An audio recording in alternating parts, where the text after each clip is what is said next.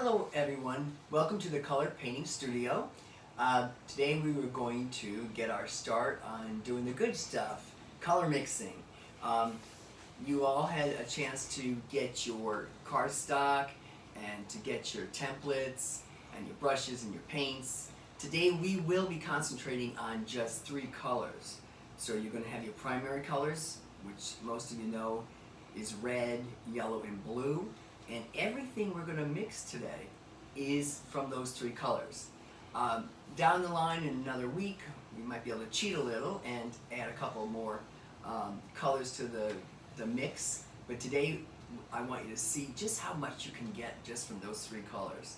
So again, this is the color wheel is a tool that we all use in design, whether you're an architect, designer, graphic designer, and painters. Van Gogh always took a color wheel with him because to him you can understand how that worked with him, because everything in the fields that he painted in, or in the gardens, or in the older houses in the south of France, it was just those elements that all of a sudden you see this incredible combination of orange and purple, or blue and yellow, and so it really it makes things interesting. Even lighter tones look so much better when you have those complementary tones or adjacent colors. Okay? So remember, this is what we're kind of trying to finish up with. So this is a color wheel. I just did the main areas there. In the future down the line, we could paint in even more, starting with black, and then as the terminology we used last week, then you add the other colors like gray, so you get the in-between tones, and then of course you can get the tints by adding white. But right now I just want to concentrate on these colors here. Now it does seem like it's an easy task, but I guarantee by the end of this you'll be tearing your hair out in a good way. So let's start with the clean, fresh one. And again, this is on that kind of cardstock, which works really well, or watercolor paper also can really do the deal. So now what I do, and I really urge you to do this, is get an extra piece of paper, a couple extra pieces of cardstock, and just cut them down into these kind of strips, okay? Because when you're mixing, just like these strips you get from the paint store, it's so much easier to test a color by this way. Otherwise, you're going to just have a piece of paper and you're going to have some dab here, some dab there, and it's not as effective, and sometimes you keep going back, did I do this color already? And that kind of alleviates that problem, okay? So again, I use these all the time. I find they work really well, and they keep all the colors together. Remember, a lot of you will be working on colorways. You want to be sure that you don't have to keep mixing these colors. So keep this, they cover nicely with tin foil, and I always put mine in the refrigerator to keep them a little damp and to keep them from drying up too much. Just don't eat them for a midnight snack. Now again, this is more of a finished type of thing you're going to get. You can see all the different colors that I've mixed, and you can also see some of the tones that I mixed to get to this. I mean, very seldom are you going to get a hit the first time. The only colors that you'll get a hit the first time is the primary colors, which again is your yellow, red, and blue. So let's get started. I've got my water bottle here. I've got just different cups of water. I would definitely would like you to have 2 to 3 cups on your desk, because this is one thing, especially messing around with some of the other colors like yellow or some lighter tones. Once that brush goes into that water and you stick it back into your palette, that beautiful yellow green you mixed could almost look muddy, and same thing with all the other tones, okay?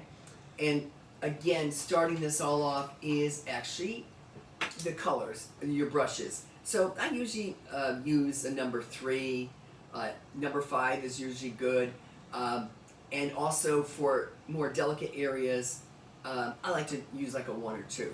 Okay. Now again, you don't have to buy the best brushes in the world. I would suggest sometimes at Blick Paint Store they have like a bag of brushes which are reasonably priced, and also they include some mixing brushes, okay? You certainly don't want to spend a lot of money on good brushes and then have them set in the water and or becomes, so filled with paint and stuff that, then you can't use unless you really clean them off, okay? So I'm going to start with the colors that we have. Now just spread them all out, in an equal measuring kind of thing, and give yourself a lot, enough room, just so you can. It'll be so much easier to work. Again, I use Winsor Newton a lot. You can use gouache. I feel is the best thing, but you are welcome to use watercolor if that's what you have. But I'm going to start with the red. We got a nice thing of yellow here, blue, and yellow. So and don't be too skimpy with your colors, because the next thing you know, you're remixing, and it's very hard to get that shade again. So I'm just putting a nice bit of yellow in the palette here now. I'm taking my brushes, and again, use these water bottles. You can get them anywhere, like in the kitchen departments. I'm just getting that all stirred up now to a nice consistency. We want to almost keep it just so it's a simple drip, okay? It's almost like cream. It's just got that kind of simple drip, and otherwise just keep adding water, but don't add too much water, because then you end up taking away the pigment, okay? And we don't want that to happen. So again, we've got our strips already cut, and just to get going on this,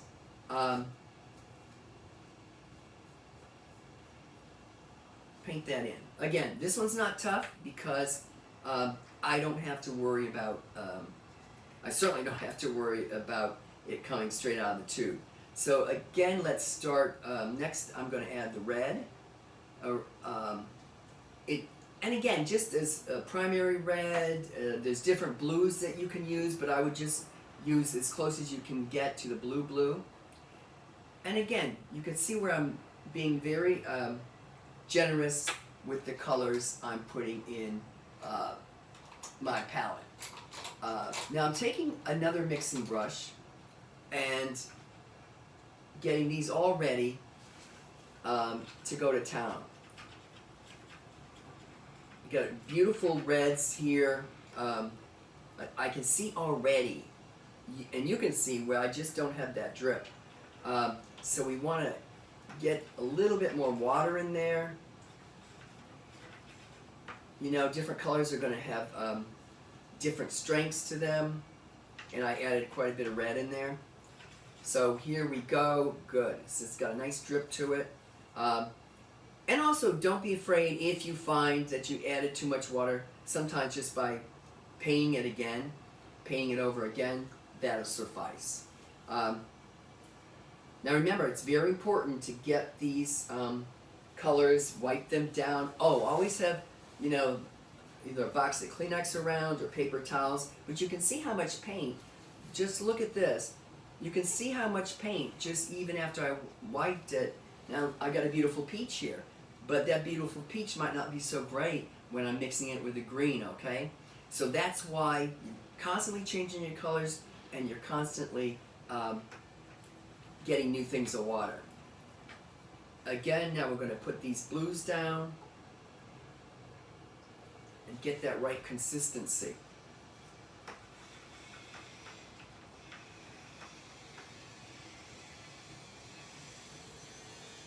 So thus we've got the nice array of primary colors. I'm going to break one of my rules right now just because I don't feel like getting up, but I'm putting that in there. That was faint enough with a heavier color. Now I'm going to get my big brush in here, and I'm going to start painting.